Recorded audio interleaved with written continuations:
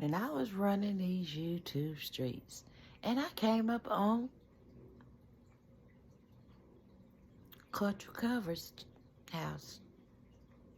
And she was talking about how the game is said to be Diddy's boy toy.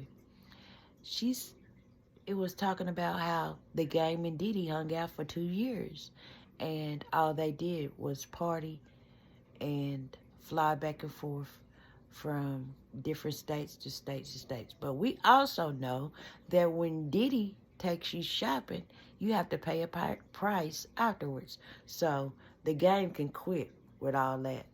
We were just partying and drinking.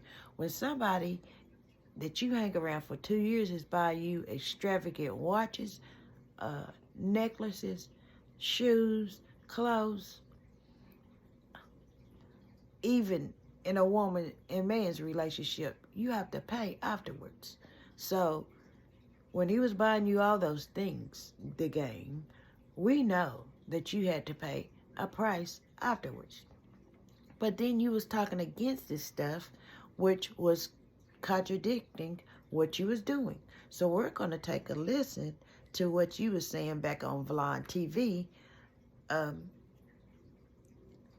before you started hanging out with Diddy. You was talking about how undercover brothers was sleeping with each other, but then passing the STDs from each other on to the women. You said that's not right.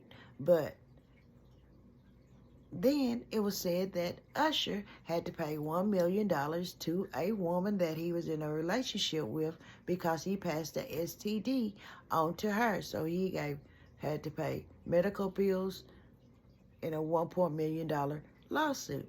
But at that time, Usher was said to be messing with Diddy. So did Diddy pass it to Usher when he was, grooming him and giving him all kind of gifts also? But we're going to listen to what you said, because the game, for 2 years you say you were just partying, but this right here, you were saying something else when you was right in on it a little bit after you said this. So let's listen to you. Hiding and trying to pretend like he, loves girls and live the rap lifestyle, but really he's a man fan. And the reason why... Okay, so that's one part. Okay, then we're going to listen to you right here, the game, when you was on Drink Champs. Who was going all out to cover up his true self. So you think that you worked with another gay rapper? Yeah, man. And gay, not being just full out gay, but hiding and trying to pretend like he, loves girls and live the rap lifestyle, but really he's a man fan. And the reason... So, you said he was all out gay and being a man fag, but undercover. Was you talking about Diddy then? Who was you actually talking about? Because on Drink Champs, you was telling us that you was hanging out with Diddy. Y'all was going from this place to that place to this place to that place, and we're going to listen to your words. And this Diddy, we never went to the studio one time, but he was like, yo, I fuck your demo, that's, bad boy, hey, Playboy, hey, here go a watch, Playboy, here go a chain, Playboy. I'm like, yo, we ever gonna rap? Nah, Y'all doing for 2 years. But the jet leave at 5. We going to Miami, Playboy. We going to, we going to New York. We in ATL this weekend, Playboy, pop out. And I was going everywhere with Diddy. But wait, there's another twist here. The game... Yes, the game. That's what you said that y'all was doing. But also, it's another part that I want them to hear that you are talking about. And you're talking about... Hold on, I'll let them listen. Puff like the party. So that's basically all we did. I think the few times I was running around with D-Mac and Puff, we just did a bunch of partying. We might have went to the studio once or twice, but I didn't get to record nothing. I was just, Okay, but I mean, Puffy was a huge deal back then. Still a huge I mean, he's still a huge deal, but he's not doing music anymore, right, is what I'm saying. Back then, Bad Boy was on fire, and he's running around with you. Puffy's a busy guy. I was running around with him. Yeah.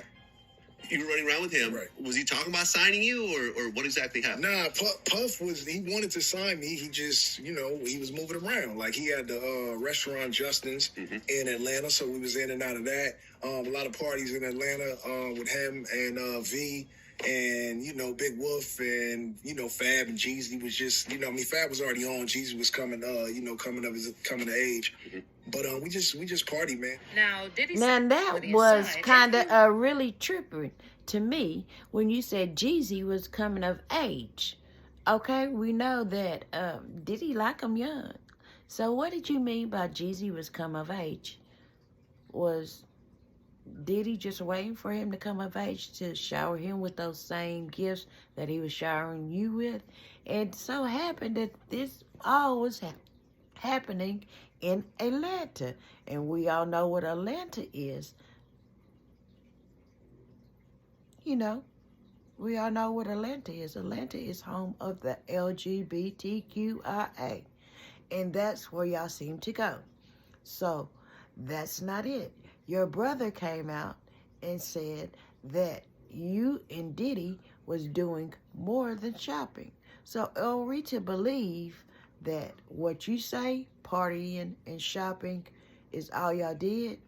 Or do we believe your brother and believe what he said, that y'all had more than just shopping sprees going on and partying going on?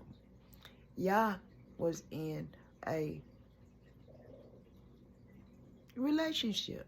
Or for 2 years y'all had to be in something, because ain't nobody showering you with no gifts, no extravagant gifts from chains and watches, clothes, and all of that, if they ain't getting something out of it. That's with any relationship. So I, in turn, kind of believe your brother.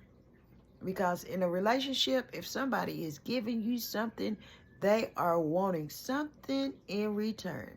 And that's all I have for y'all right now. I'm going to go back out and I'm going to run these streets and I'm going to have my ears open listening. And as soon as I get some more news, I'll be right back here to tell y'all. But until then, I'm going to throw the peace signs at y'all. See y'all later.